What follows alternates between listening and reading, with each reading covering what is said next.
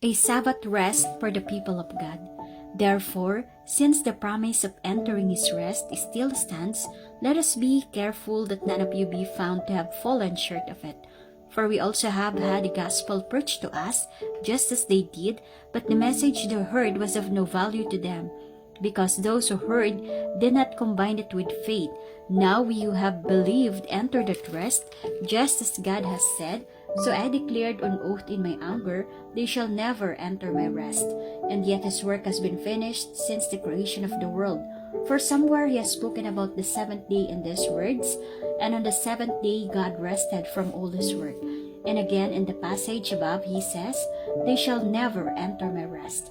It still remains that some will enter that rest, and those who formerly had the gospel preached to them did not go in because of their disobedience.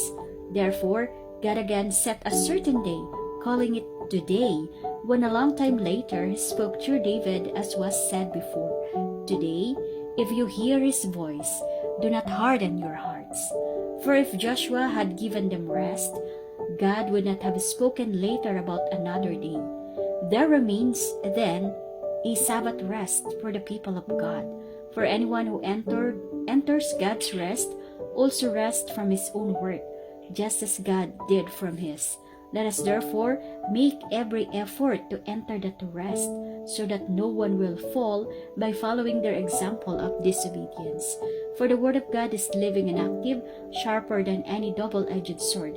It penetrates even to dividing soul and spirit, joints and marrow. It judges the thoughts and attitudes of the heart. Nothing in all creation is hidden from God's sight. Everything is uncovered and laid bare before the eyes of Him to whom we must give account.